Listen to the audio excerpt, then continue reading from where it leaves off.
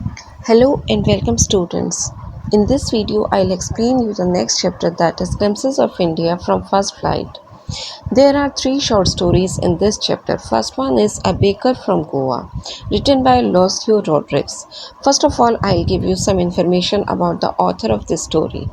Professor Lucio Rodriguez was born on 1916. He is one of the long line of literary geniuses that Goa has produced. He was an outstanding Konkani essayist. He may have long departed from this world, but nevertheless his legacy of literature lives on through his writing. An authority on Goan folklore, he was visiting professor of folklore at the Indiana University in 1969. His essay in English as well as Konkani were published under the title Soil and Soul and Konkani Folk Tales after his death in 1973.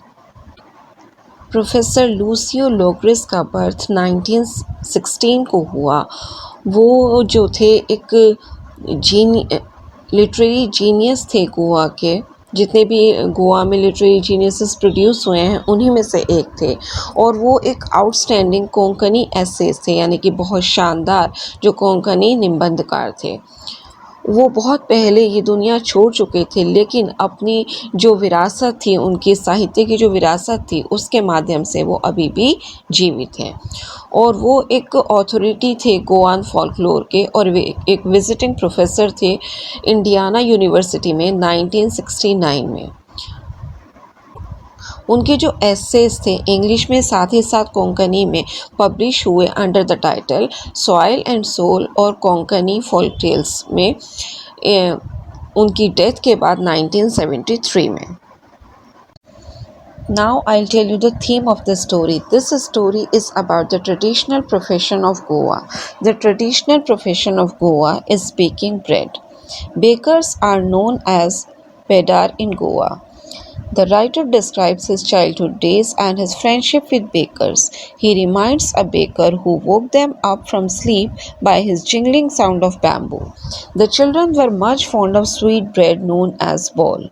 It was a most essential marriage gift. They wore a particular dress known as kabai.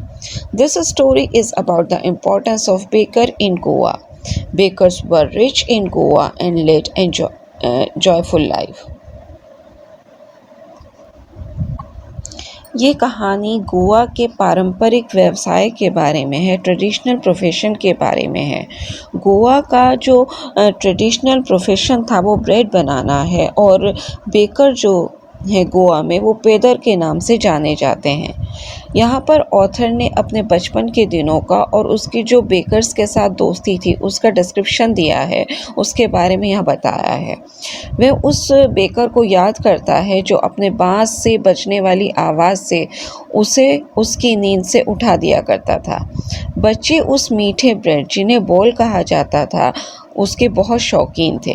यह शादी में बहुत आवश्यक उपहार माना जाता था, बहुत ज़्यादा एसेंशियल मैरिज गिफ्ट माना जाता था। वो एक जो है विशेष पोशाक पहनते थे, एक स्पेशल ड्रेस पहनते थे जिसको कबाई के नाम से में अमीर होते थे और खुशहाल ज़िंदगी गुजारते थे।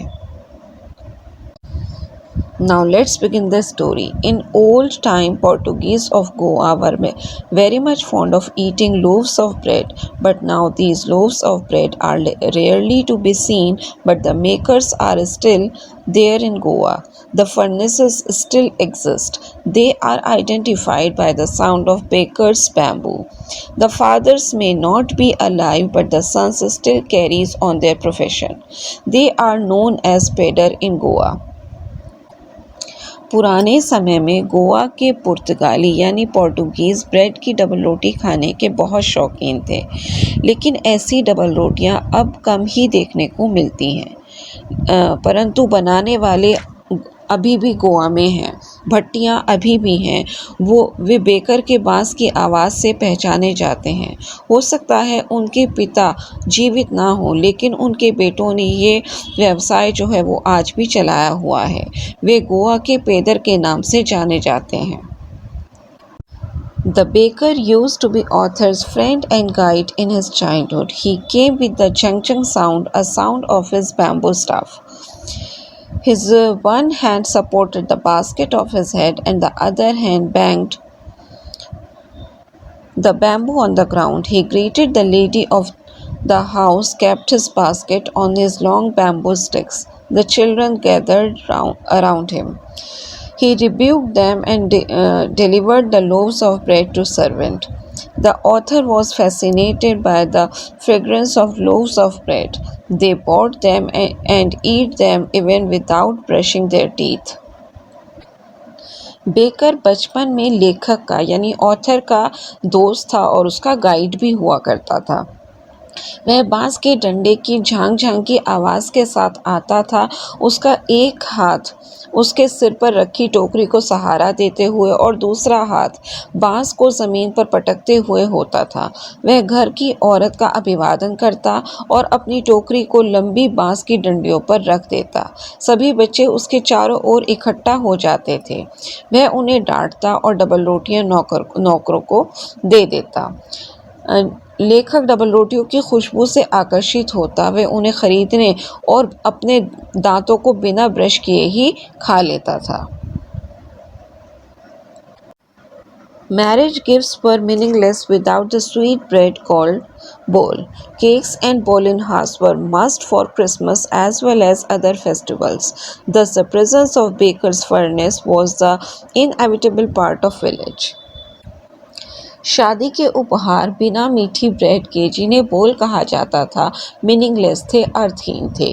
केक और बोलिनहास क्रिसमस और दूसरे त्योहारों के लिए ज़रूरी थे। इस तरह से बेकर की भट्टी की उपस्थिति गांव के लिए एक अभिन्न अंग थी, इनएविटेबल पार्ट थी। The baker of these days had a peculiar dress known as kabai, as they themselves are known as pedar. They collected their bills at the end of the month. Baking was indeed a profitable business in those days. They used to be very rich, happy, and prosperous. They led joyful life. उन दिनों के baker की विशेष पोशाक हुआ करती थी, एक special dress हुआ करती थी जिसे कबाई के नाम से जाना जाता था, क्योंकि वे खुद पेदर के नाम से जाने जाते थे। वे अपने बिलों को महीने के आखिर में इकट्ठे किया करते। उन दिनों में बेकिंग सचमुच एक लाभकारी व्यवसाय था, प्रॉफिटेबल बिजनेस था। वो बहुत अमीर, खुशहाल और समृद्ध हुआ करते थे। वे खुशहाल जीवन व्यतीत करते थे, गुजारते थे। Now I'll explain you the second story of this chapter, that is Kurg, written by Dr. Lokesh Abrol. First of all, I'll give you some information about the author of this story. Dr. Lokesh Abrol was born in 1961 in Ambala, Haryana and brought up in Gurugram and Hisar. He studied medicine, completed MD in 1987 and worked at Sir Ganga Ram Hospital in Delhi.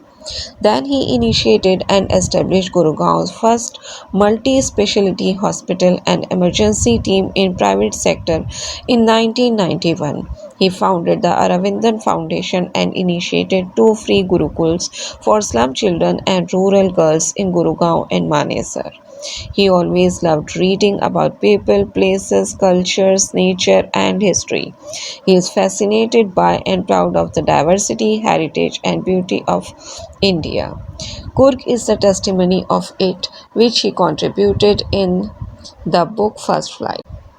Doctor Lokesh Abrol का जन्म 1961 में अम्बाला हरियाणा में हुआ और उनका लालन पालन यानी कि उनकी परवरिश गुरुगांव और हिसार में हुई।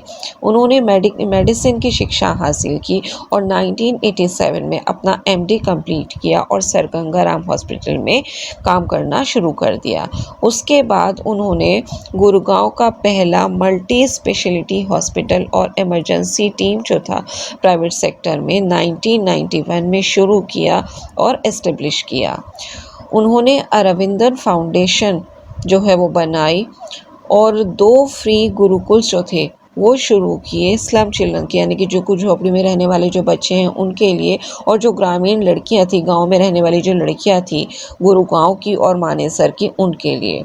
वो हमेशा से पसंद करते थे लोगों के बारे में, जगहों के बारे में, संस्कृतियों के बारे में, प्रकृति के बारे में, इतिहास के बारे में बुक्स पढ़ना, और वो बहुत ज़्यादा आकर्षित होते थे और काफ़ी गर्व महसूस करते थे अपने देश की विविधता के ऊपर, हेरिटेज के ऊपर, भारत की ब्यूटी के ऊपर। कुर्ग भी एक इसी बात का प्रमाण है जो कि उन्होंने कंट्रीब्यूट किया बुक फर्स्ट फ्लाइट में। Now I'll tell you the theme of the story. Coorg is the smallest district of Karnataka. It is situated between Mysore and Mangalore in the hills, which is inhabited by martial men and women. It is also known as Kodagu.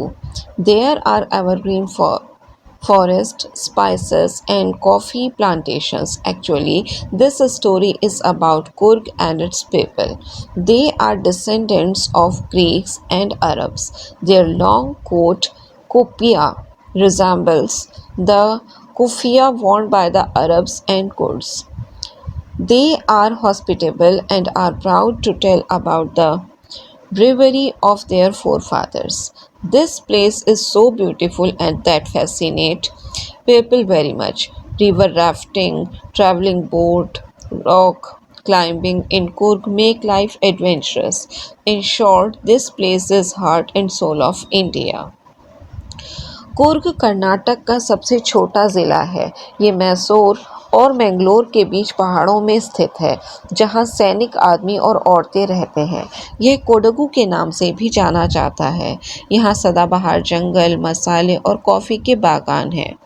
वास्तव में कहानी कुर्ग और उसके लोगों के बारे में है। वे यूनानी और अरबों के वंशज हैं। इनका लंबे कोट, जिसे कि कुफिया कहा जाता है, या वह कुफिया से मिलता जुलता है जो कि अरब या कुर्द के लोग पहनते थे। ये मेहमान नवाज लोग हैं और अपने पूर्वजों की बहादुरी के बारे में बताने में काफ़ी गर्व महसूस करते हैं। ये जगह जो है इतनी सुंदर है कि लोगों को अपनी तरफ बहुत ज़्यादा आकर्षित करती है। नदी में राफ्टिंग, बोट पर ट्रैवल करना, यात्रा करना, चट्टानों की चढ़ाई कुर्ग में जीवन को साहस से भर देती है।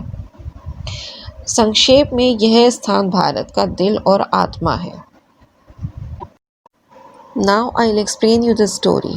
Coorg is the smallest district of Karnataka. It lies midway between Mysore and Mangalore. It is like a piece of heaven on earth, as if it drifted from the kingdom of God. It is a hilly place of brave men, women, and wild creatures.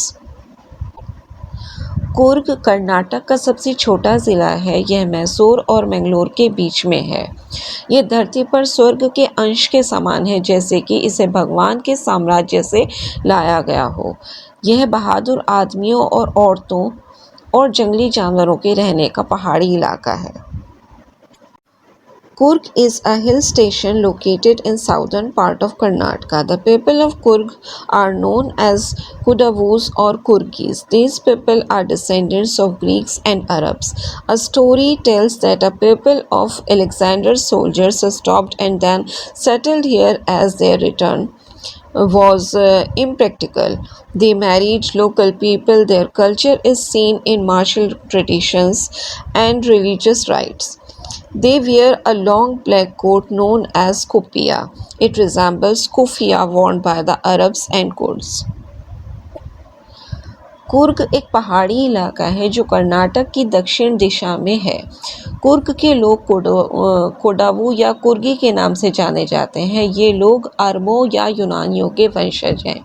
ये कहानी बताती है कि सिकंदर के सेनानियों का एक झुंड यहाँ रुका था और उनका वापस जाना असंभव हो गया था, इसीलिए वे यहाँ बस गए।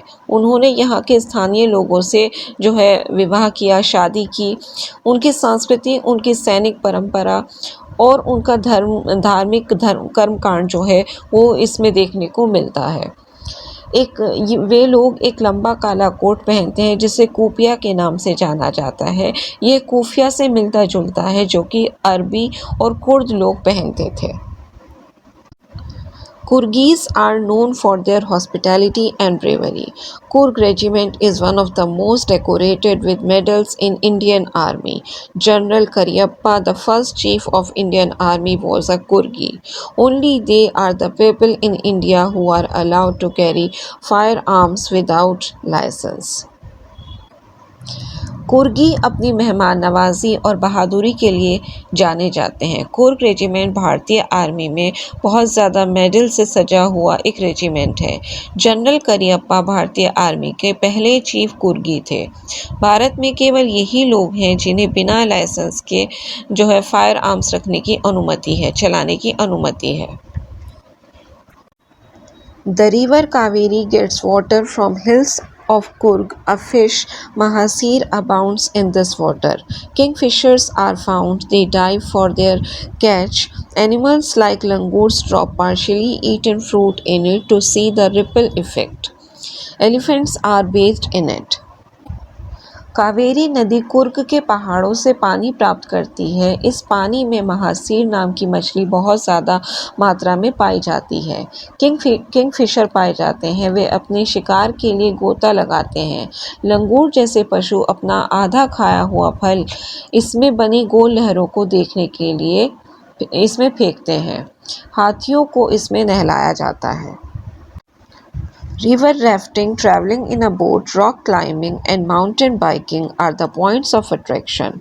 Birds, bees, butterflies, and squirrels draw our attention. The whole view of Kurg can be seen by climbing Brahmagiri hills. The interesting places are Nisarg Dham and Buddhist settlement. We can find the heart and soul of India right here in Kurg. नदी में rafting, नाव की यात्रा करना, चट्टान की चढ़ाई और पहाड़ों पर मोटरसाइकिल चलाना ये आकर्षित करने वाले पॉइंट्स हैं, बिंदु हैं। पक्षी, मधुमक्खियाँ, तितलियाँ, गिलहरियाँ हमारा ध्यान आकर्षित करती हैं। ब्रह्मगिरी पहाड़ों पर चढ़कर कुर्ग का पूरा नज़ारा देखा जा सकता है। निसर्ग धाम और बौद्धि निवासी रुचि वाले स्थान हैं, बहुत ज़्यादा इंटरेस्ट वाले प्लेसेस हैं। हम भारत के दिल और आत्मा को यहाँ कुर्ग में पा सकते हैं। Third story of this chapter is Tea from Assam, written by Arup Kumar Datta. First of all, I'll tell you something about the author of this story. Arup Kumar Datta was born on July 2nd, 1946. Is an Indian writer and journalist based out Guwahati in Assam.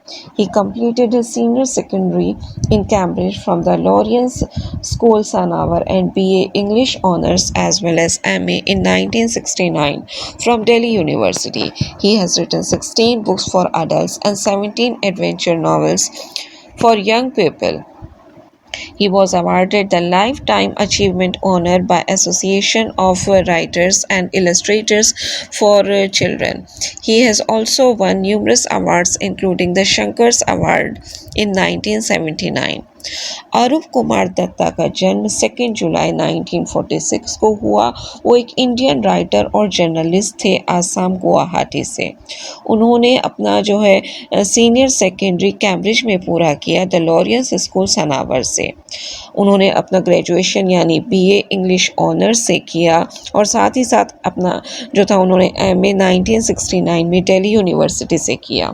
उन्होंने 16 books वो adults के लिए लिखी, 17 adventurous novels वो young people के लिए लिखे और उन्हें लाइफ टाइम अचीवमेंट ऑनर से सम्मानित किया गया by association of writers and illustrators for children के द्वारा। और उन्होंने इसके अलावा काफ़ी सारे अवार्ड्स वो विन किए, जिसमें शंकर्स अवार्ड भी शामिल था जो कि उन्हें 1979 में दिया गया। Now students, I'll tell you the theme of this story revolves around the tea gardens of Assam. Pranjal and Rajveer were classmates and friends. Pranjal's father is the manager of a tea garden in Assam. Pranjal has invited Rajveer to visit his home during summer vacation. This chapter is about the description of their journey and attractive sights which they see while going to Assam. Rajveer is very excited. They get down at the Mariani station and received by Pranjal's parents and go to his house. Rajveer hopes to learn new things there. ये कहानी आसाम की चाय के बागानों के बारे में है। प्रांजल और राजवीर क्लासमेट्स थे और फ्रेंड्स थे। प्रांजल के जो फादर थे वो आसाम में चाय के बागान के मैनेजर हैं। प्रांजल ने राजवीर को गर्मी की छुट्टियों के दौरान अपने घर आने के लिए इनवाइट किया, न्योता दिया। ये लेसन जो है उनकी आसाम जाने की यात्रा और रास्ते में आने वाले जो आकर्षक दृश्यों का वर्णन करता है। राजवीर बहुत ज़्यादा उत्सुक है। वो मेरियानी स्टेशन पर उतरते हैं और प्रांजल के जो पेरेंट्स थे, उसके माता पिता उन्हें लेने आते हैं और वे उसके साथ घर जाते हैं। राजवीर वहाँ से बहुत सी नई चीज़ें सीखने की उम्मीद रखता है, आशा रखता है। Now I'll explain you the story. Tea from Assam is an informative story. It is about region of tea plantation. Pranjal and Rajveer are two friends. They both are in same class and same school in Delhi. Pranjal's father is the manager of tea garden in Assam.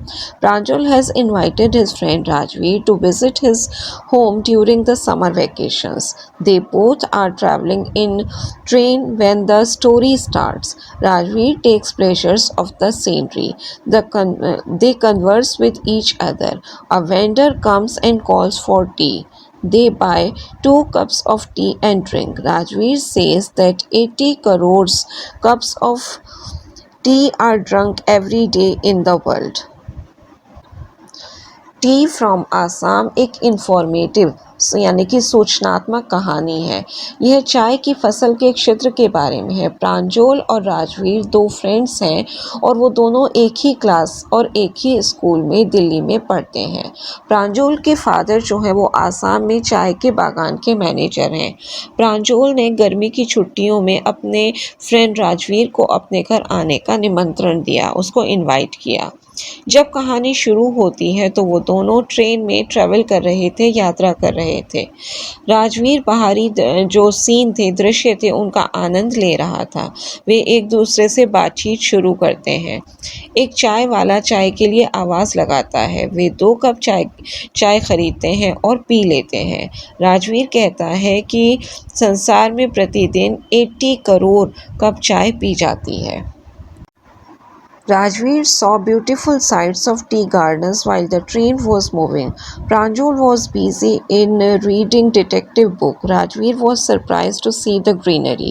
He never saw such greenery in his whole life. He enjoyed to see outside scenery. Actually, Assam has the largest concentration of plantation in the world.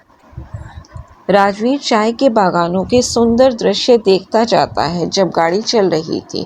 प्रांजल जो है वो एक detective book पढ़ने में व्यस्त था, busy था। राजवीर ने इतनी हरियाली, इतनी ग्रीनरी को देखकर वो बहुत ज़्यादा हैरान हुआ। ऐसी हरियाली उसने अपने जीवन में कभी नहीं देखी थी। उसने बाहर के दृश्य को देखने का आनंद लिया। वास्तव में संसार की चाय की सबसे ज़्यादा फसल आसाम में ही होती है। Then Rajveer started to tell some legends about tea. Once an emperor of China always boiled water before drinking it. One day a few leaves of branch fell into the boiling water by chance and it gave delicious flavor. It is said that they were tea leaves. Another legend was about Bodhidharma. Once a Bodhi ascetic felt sleepy while meditation. He cut off his eyelids. 10 tea plants grew out of eyelids. When these leaves were put in the water and drunk, sleep vanished. तब राजवीर ने चाय के बारे में कुछ कहानियाँ बताना शुरू किया। एक बार चीन के एक सम्राट पानी को पीने से पहले हमेशा उबालता था। एक दिन संयोगवश उसकी कुछ पत्तियाँ उबलते पानी में जा गिरी और इसमें से बहुत अच्छी खुशबू आई। यह कहा जाता है कि ये चाय की पत्तियाँ थी। दूसरी कहानी बोधि धर्मा के बारे में है। एक बार एक बौद्ध भिक्षुक जो था, ध्यान करते समय नींद महसूस करता था। उसने अपनी पलकें काट दी। पलकों में से चाय के 10 पौधे उग गए। जब इन पत्तों को पानी में डाला गया और पिया गया तो नींद भाग गई। Then Rajveer informed Pranjal that tea was first drunk in China as far as back 2700 BC. The words like tea, chai, chini are drawn from China. In Europe, tea was drunk as medicine then beverage. तब राजवीर ने प्रांजल को बताया कि पहली बार चाय 2700 ईस्वी पूर्व चीन में पी गई। टी, चाय, चीनी ये शब्द चीन से आए हैं। यूरोप में चाय को पेय के बजाय दवाई के रूप में, बेवरेज के बजाय मेडिसिन के रूप में पिया जाता है। Then train reached Mariani Junction and they collected their luggage and went to the platform received by Pranjal's parents. They drove for Dekhiabari where Pranjal's father managed the tea garden. After 1 hour they reached Dekhiabari tea estate. It was a beautiful scene. He saw women pluckers with bamboo baskets on their back. They were wearing plastic aprons and plucking newly sprouted leaves. Rajveer was very excited as he hoped to learn new things there. उसके बाद वो लोग जो थे Mariani junction पर पहुँचे और उन्होंने अपना सामान जो था वो इकट्ठा किया और प्लेटफॉर्म की तरफ चले गए। प्रांजल के माता पिता उन्हें लेने के लिए आए। वे धेकियाबारी की तरफ चल पड़े जहां प्रांजल के फादर चाय के बागान के प्रबंधक थे, मैनेजर थे। 1 घंटे के बाद वे धेकियाबारी चाय एस्टेट में पहुंचे। यह एक बहुत सुंदर नज़ारा था। उसने अपनी पीठ पर टोकरियां लटकाए पत्तियां तोड़ने वाली औरतों को देखा। वे प्लास्टिक का एप्रन यानी तहबंद पहने हुए नई खिली हुई पत्तियों को चुन रही थी। राजवीर बहुत ज़्यादा उत्सुक था क्योंकि उसे वहाँ से बहुत कुछ नया सीखने की उम्मीद थी।